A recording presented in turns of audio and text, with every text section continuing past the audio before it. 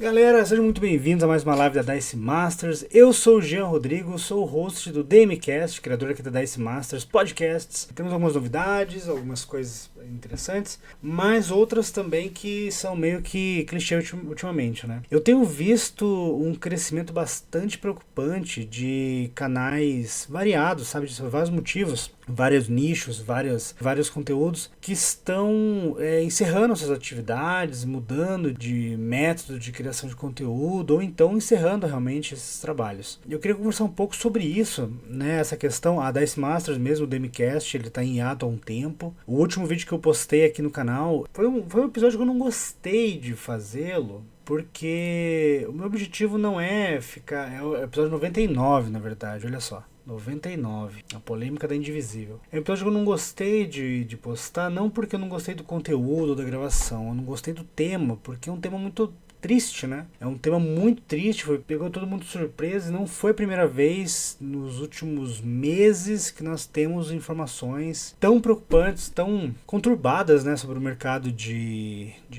RPG, mercado de HQ nacional. E, assim, isso é um sintoma, né? É um sintoma que tem preocupado muito os jogadores, mestre, nós que consumimos RPG, que somos apaixonados por este hobby e queremos ver cada vez mais esse hobby crescer, se desenvolver.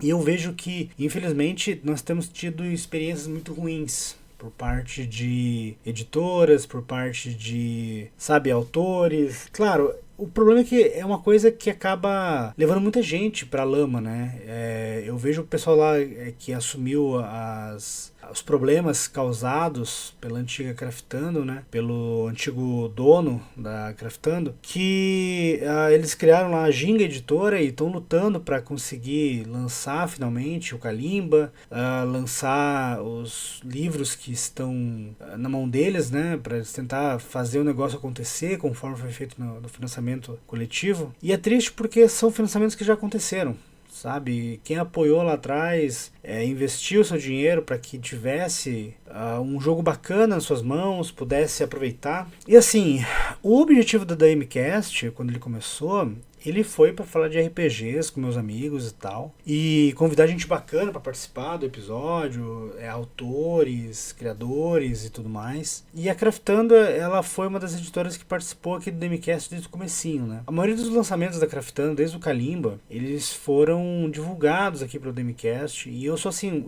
o DMCast é um micro podcast, né? Um micro podcast, é um trabalho feito em duas mãos, né? Eu faço tudo por conta e isso pesa bastante, mas foi muito preocupante isso, muito decepcionante, e eu espero realmente que a Ginga consiga lançar todos os títulos. Tem coisa ali que nem puderam começar ainda a mexer, né? Porque foram muitos títulos, foram vários títulos, né? Muito Abaixo do Oceano foi um deles que eu acredito que eles ainda estão na lista de tentar conseguir reaver ali. Se esse dinheiro ainda existe, né? Eles vão conseguir refazer. E a Indivisível Press, ela também entra num quesito assim, né? Porque muitos títulos da Indivisível foram lançados através de financiamentos coletivos, financiamentos que tiveram sucesso. Foi feito ali uma promessa para os autores bem grande, né? De que eles teriam como viver dos seus quadrinhos, ou pelo menos ter uma renda dos seus quadrinhos, né? E ter seus quadrinhos publicados de forma profissional, pelo Brasil inteiro, poderiam ser vendidos e tudo mais. E infelizmente foi agora divulgado, né? Que não é bem isso que estava acontecendo, o negócio estava bem esquisito. Então, assim, me deu uma desanimada bem forte de eu querer fazer propaganda para editoras indie. Por mais que, assim, de cada 10 editoras, 9 não são desse jeito. 9 estão realmente empenhados, mas, assim, você vê alguns sintomas entre essas editoras que podem ligar talvez um alerta, algo assim. Por exemplo, editoras com muito poucas pessoas ali, sabe? Pessoas que trabalham ali, tipo, 2, 3 pessoas, 4 pessoas. E eu sei que praticamente todas as editoras começam assim, sabe? A não ser que tenha um aporte financeiro muito grande no início, normalmente de 2, 3 pessoas, um diagramador, um revisor. Quando você vê eles tomando a conta de obras amadas, obras que têm um potencial gigante e acabam ficando sobrecarregados com as tarefas do financiamento, isso invariavelmente causa esse atraso, causa não só atraso, né? Causa cancelamento, esses problemas aí. E se existe alguma coisa que refere-se à falha moral, sabe, de alguns envolvidos, tá mexendo com dinheiro, né? Tá mexendo com muito dinheiro e isso é um problema. Eu acho que quando você trabalha com a confiança de um público, você tem que trabalhar 3 vezes mais para que a sua imagem não seja manchada por isso. E eu acho que isso ficou manchado ultimamente, sabe? E sei lá, isso acabou me pegando, sabe? E assim, por mais que editoras maiores, elas normalmente não têm este problema, porque elas trabalham muito mais seriamente, de forma profissional, e tem vários livros lançados de forma independente, ou melhor, de forma que não dependa de um financiamento externo, né? Um financiamento coletivo. A Jambô faz isso bastante. A Jambô ficou famosa também por fazer muitos financiamentos de sucesso, de valores astronômicos, mas ela não depende desse financiamento sempre, né? Na verdade, ela depende deles apenas quando é um projeto que eles querem que seja muito grande, né? Como os livros de Tormenta, Fábula Última agora, que estão trazendo de fora. É interessante porque eles estão trazendo um livro que ele se assemelha muito à Tormenta em questão de uma temática mais leve, ao mesmo tempo que é medieval fantástico. E Fábula Última eu quero poder experimentar ainda. Eu não peguei no financiamento, não peguei o livro. Mas assim, mesmo essas editoras, elas têm a questão de estarem preocupadas em outro pique, né? Quando você vê uma editora grande sim é modo de falar, né? A editora grande é a Abril, por exemplo, é a Veja. Mas uma editora assim de RPG, que já tem o nome, já tem um grande lançamento e tem se mantido firme no mercado, elas têm prioridades bem diferentes, assim. Então, assim, elas não vão pegar e vão investir, por exemplo, em canais. Não vão investir em canais de RPG, sabe? Por mais que o canal ele trabalhe muito bem ali com conteúdos voltados para essa editora, faça propaganda, faça review, faça unboxing, pode ser que ela faça ali um ou outro vídeo de forma patrocinada, como eu já vi alguns de pessoal que eu acompanho, mas o padrão não é esse, né? Então não são empresas que têm a capacidade de gastar muito dinheiro com esse tipo de marketing. É um marketing de guerrilha, é um marketing que depende muito mais do alcance do criador de conteúdo do que realmente de outra coisa, né? Então assim, também não era um meio de eu conseguir ali, vou conseguir patrocínio das editoras e tal, não rola. Eu pensar, vou fazer aqui conteúdo voltado para os sistemas que eu mais gosto. E vou torcer para que a editora me veja e patrocine. Não acontece, sabe? Isso é mais comum acontecer em canais que falam sobre videogame, né? Que daí tem várias lojas online que investem ali algumas centenas de reais por mês pro canal, né? E isso já ajuda a manter, ou então canais maiores que recebem realmente aportes de empresas grandes. Mas quando o canal é pequeno, assim, cara, é um trabalho gratuito, ingrato, né? Então, o que eu tive que ver, né? Eu tive que pensar, cara, eu posso continuar fazendo um trabalho assim, singelo, que tem pouco alcance, ou eu posso profissionalizar, né, e investir bastante em uma câmera melhor, microfone melhor.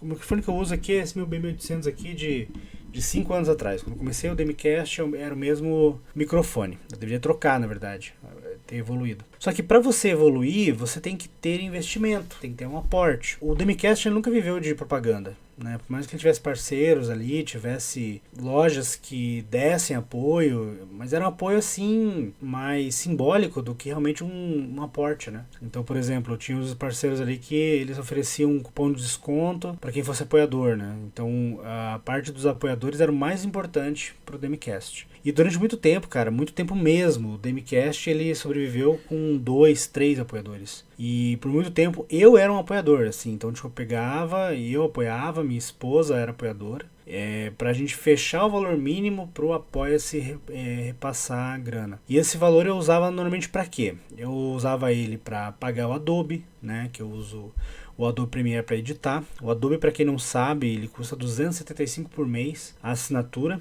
Eu não uso o DaVinci Resolve, eu deveria migrar para ele, mas o DaVinci Resolve ele é gratuito até certo ponto. Para o nível de edição que eu preciso, eu tenho que comprar ele. Ele custa custa ali 1.000 e pouco, quase R$ 2.000. Então esses aportes, os apoios que eu fazia, eu pagava a assinatura do Adobe, né? Pra ajudar ali no valor. E eu sou editor audiovisual, né?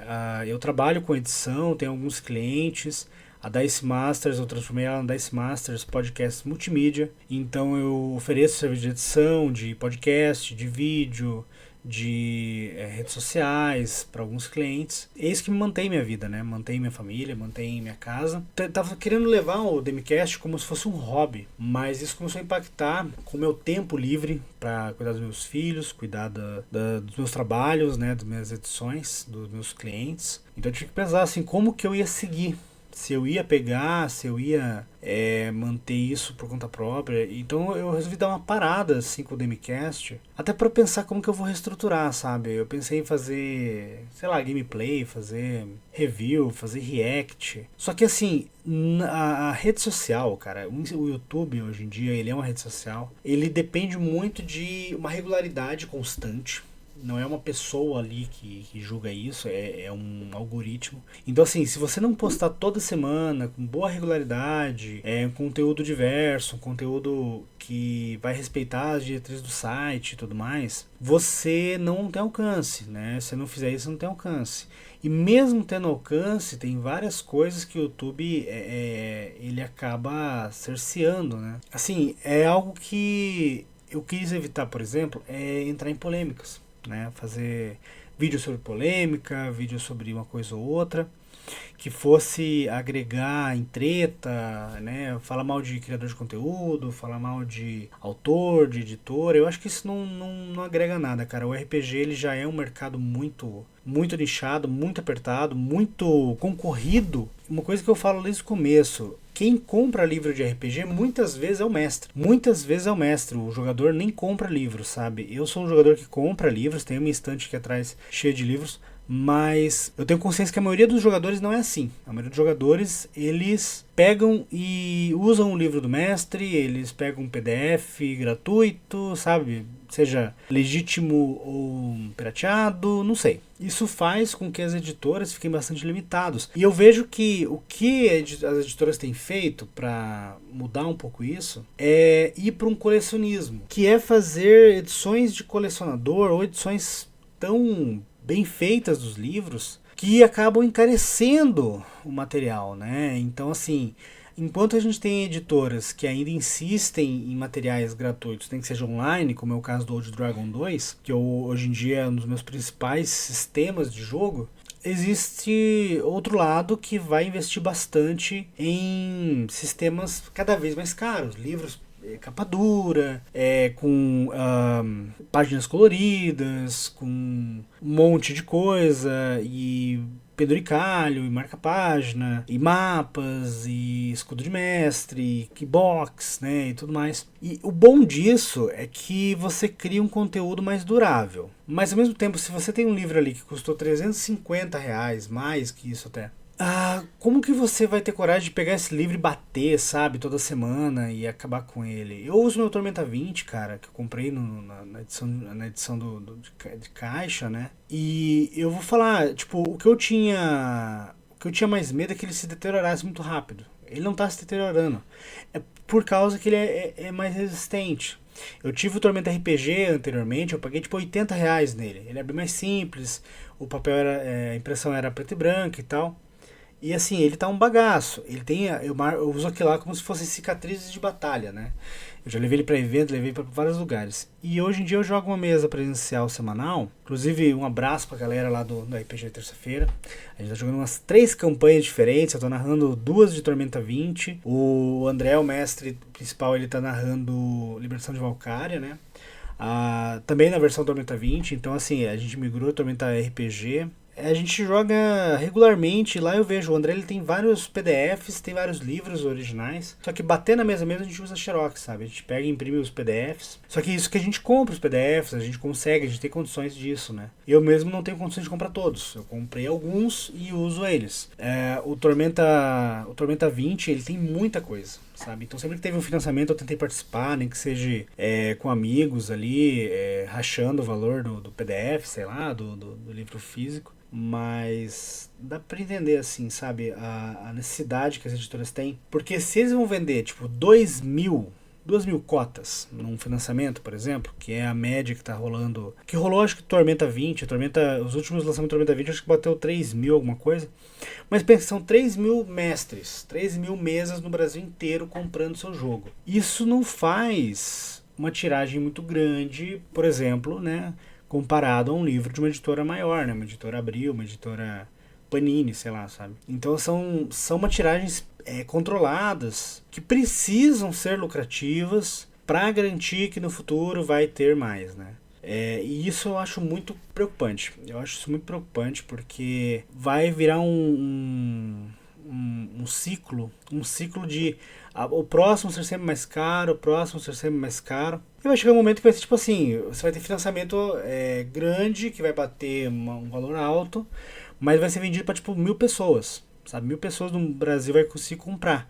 E isso com um custo altíssimo, né? Se isso vai reverter em coisas boas para RPG, eu acredito que não. Porque vira uma coisa assim de criador de conteúdo, né? Tipo, pessoal que já trabalha com conteúdo, já ganha dinheiro com conteúdo, vai lá e compra um livro que vai lançar aí para fazer conteúdo sobre. Um canal que eu tô gostando muito de acompanhar é o Oblitai. Eles estão focando bastante em Jambô, né?